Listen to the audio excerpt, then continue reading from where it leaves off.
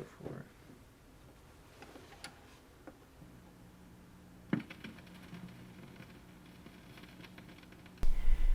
So, why don't you introduce yourself, tell me your name, and if you will, spell it out for us. That way we can keep it on the bottom of the screen when we're going back to edit this. Okay, so my name is Brittany Ray Blanton, and you spell that Brittany Blanton. Okay, Brittany Blanton. Okay, so I was just going to ask you,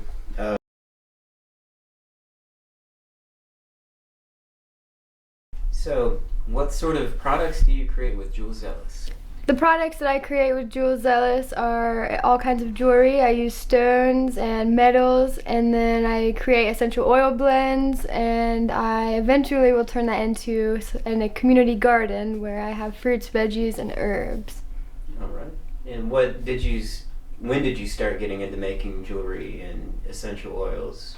I got into it a couple years ago. I went to a festival, so it's only been a couple years that I've respectfully used all of the essential oils for sure. I've been into them for a while, but eventually I had to kind of sit back and actually learn about them to respectfully use them. So I would say I've been respectfully using essential oils for about 2 years now. 2 years, okay.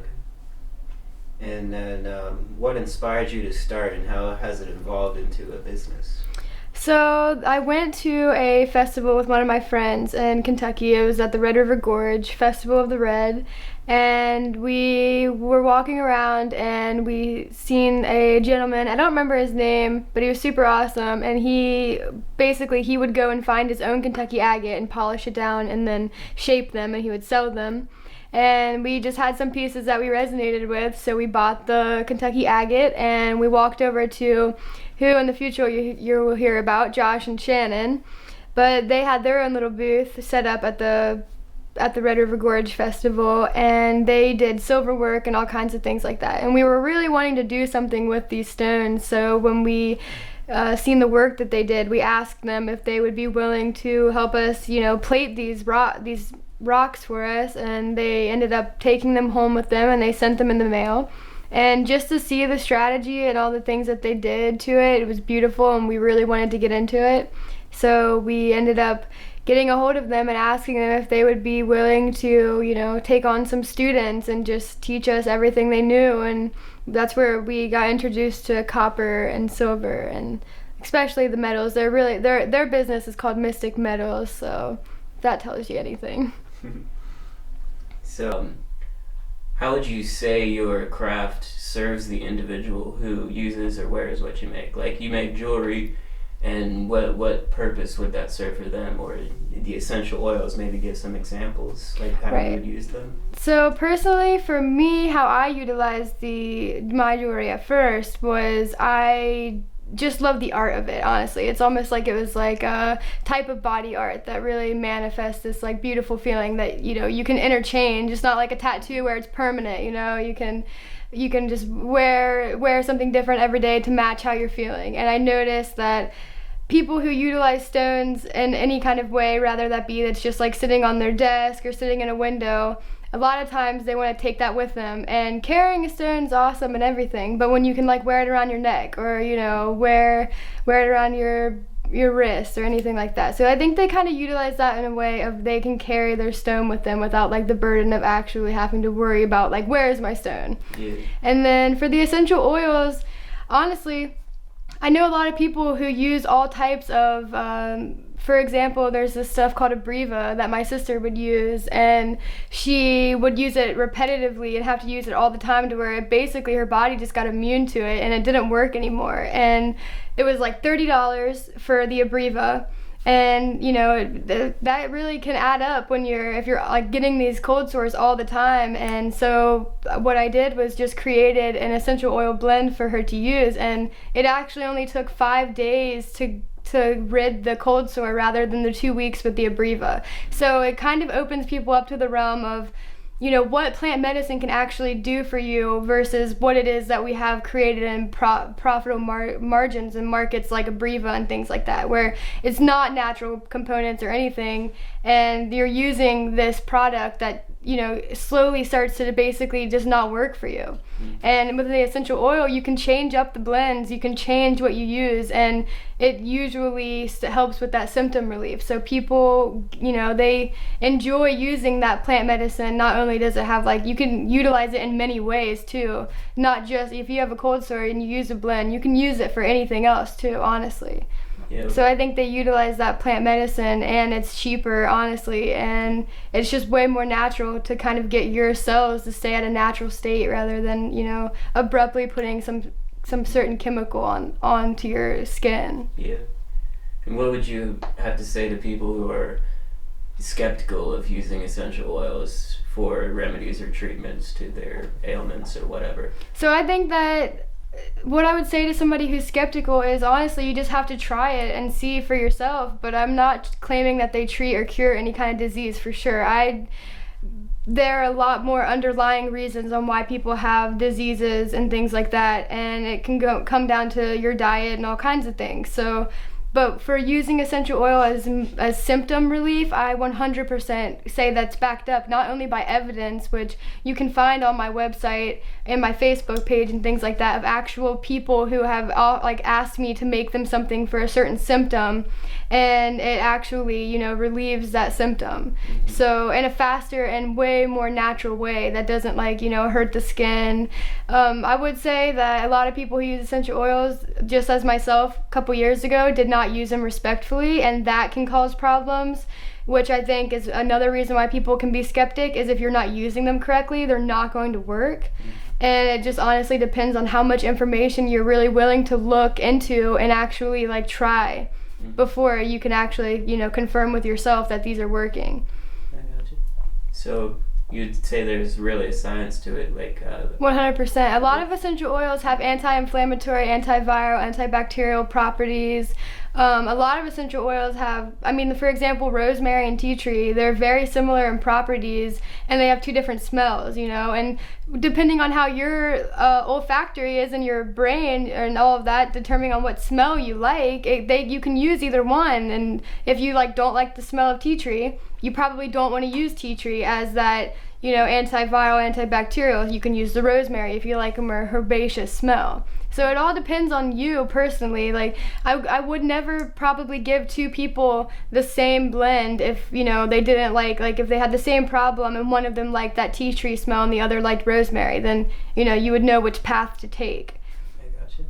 So what is your opinion on the popular cosmetic and apparel, home good stuff that dominate the marketplace, would you say? I would say the only opinion I have on them is, or question that I have for them is it really worth all the profit that you make,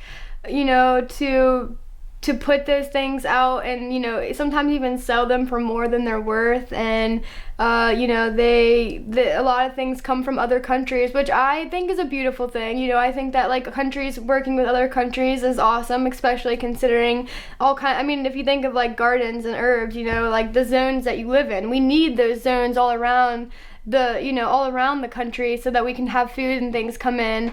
But I think when I think about, the cosmetics and things like that, some of it is just, they just put any chemical they want in it just to, keep it looking and mimicking something that's actually natural, and people have reactions on their skin. They wish there's places like that where they sell jewelry, and we have people who are buying it from Wish and having it sent to them, and then they, sell it for a profit. So they're spending maybe 30 cents per item and selling it for $1.50. Kind of thing. And that's the stuff I really try to stray away from is, yes, profit is important when you're spending your time and money and energy on something, but is it more important than the health and the beneficial aspects for a human being? And I see a lot of that at places like Walmarts and things, where they really don't actually genuinely care if this product works, but the minute that you buy it, their job is done. I got you. So how would you say your products fit into this market or this system?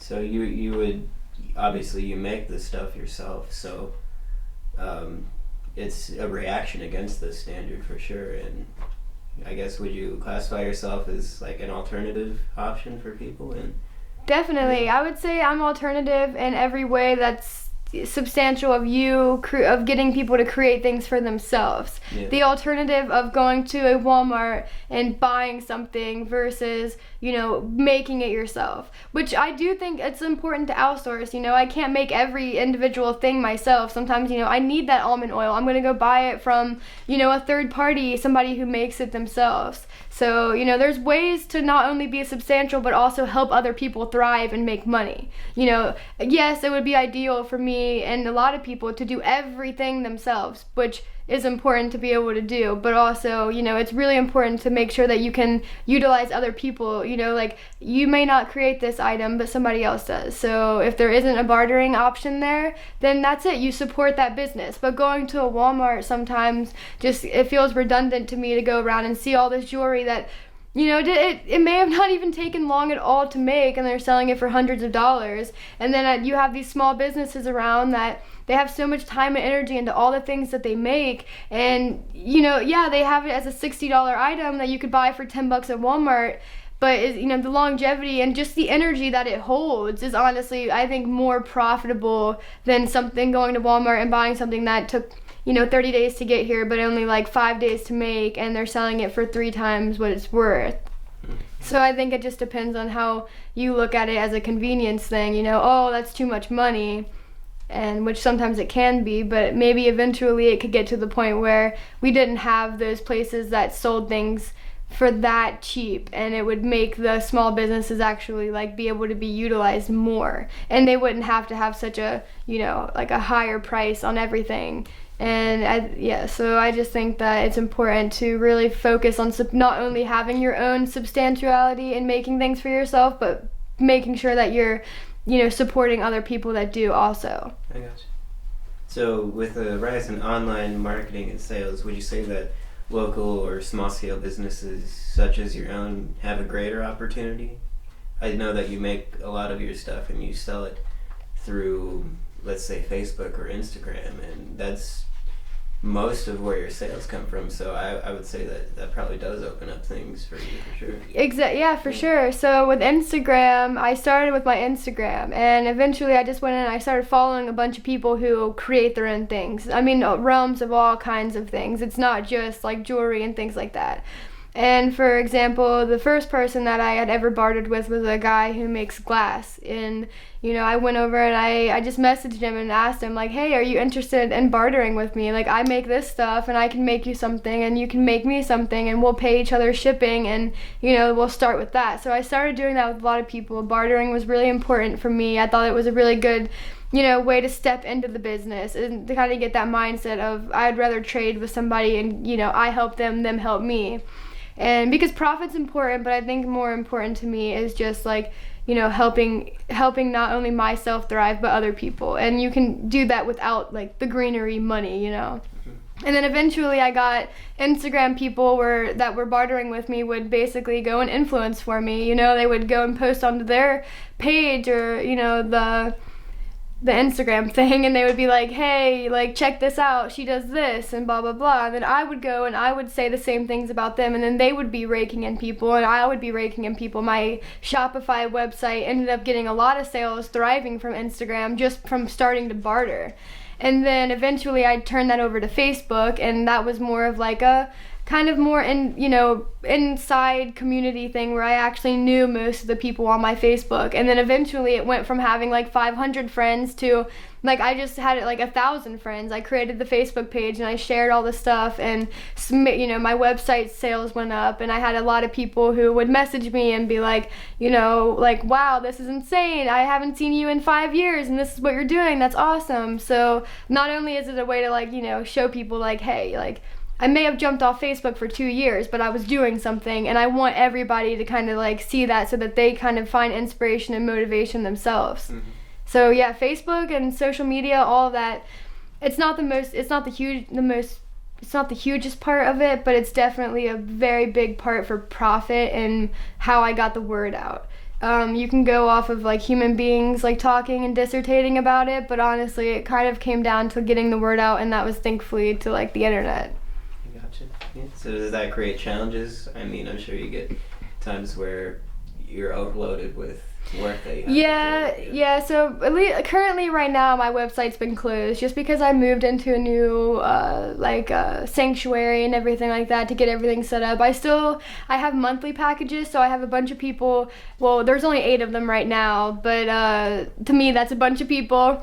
But they have monthly subscriptions, so I send them like a piece of jewelry, some kind of blend, and on my website you can actually go in and kind of pick all these things, and then I match it. Like, okay, so you have acne, and you have dry skin, or you have this, and then your favorite stone is this. You like metals, or you like wire, or you like cords, things like that. And it's very personalized in a sense to where they get what they want and that they didn't even know they want also every month. And that can become stressful, especially because I work other jobs, and I'm focusing on trying to do a lot of other things with I would say like the Zealous Garden and everything like that. So I've kind of fallen behind a little bit on it, but when you only have a few people to help you, sometimes it feels overwhelming, which is why I really want to encourage this to be like not just my business, but like everybody's business. I want eventually for people to come over and make their own jewelry, like pay a little bit, or bring a little bit of something, and then you kind of make it yourself. So that's the goal for sure. But yeah, it's a strategy sometimes. You have to really figure out where, what's important, prioritize, focus, points, everything like that. So what motivates you to continue to create? I would say the motivation is genuinely just in the fact that I want to be substantial in every way, shape, and form that I can be for myself, and most importantly, but also for everybody else, and to kind of get the word out that doing things for yourself is like hip, and it's super radical, and honestly, it's the most fulfilling feeling ever. It gets me off to think about that, like when I do something, and then at the end of the day, I look back, and you're just like, wow. Like, I did that. And I think that's the most encouraging feeling in the world. And not only when I feel that can I help others, kind of I don't want to push it on them, but if anybody would ever be interested in being substantial, like I would hope that they knew that Jewel Zealous would be the place to go and, learn and do things. Because I've done it. I've learned and been taught from all kinds of people. I was a student in a lot of things that I've become the teacher at now. And I've had a lot of things I'm still the student at. I actually prefer to be the student. But yeah, it's a very beautiful thing. So that is something that I don't remember the question, but yeah, it definitely motivates you for sure. Right? Mm-hmm. That's great. So to conclude here, are there any goals you have for Jewel Zealous as you continue to move forward? I would say that the main goal for Jewel Zealous is honestly to just get people more motivated. And how I like to look at it is, this isn't my business, it's kind of everybody's business. I want everybody, whoever wants to be involved some way, shape, or form, supporting it, even if it's just sharing it on like the internet or anything like that. I want everybody to feel a part of it in some way, shape, or form. I want it to be a community. I want to have a community garden. I want to have a, community craft room. I want people to be able to create things and then take them home and then teach others. That's the only main goal I have, and that's not even just for Jewel Zealous. Like, Jewel Zealous is like what I would consider my life, and I kind of think that's just a goal for myself too, not just with the company. It's not for profit, although it is nice to see a profit. That was probably my favorite thing after realizing all the hard work and stuff, and even though it took time, that time and energy turned into this green paper money that I didn't even know what to do with at first. But yeah, so not only do I want it to be able to make everybody rich, but just also enrich their life also. That's great. And I think that's the last question I have for you, so. Yiggity yo! Good.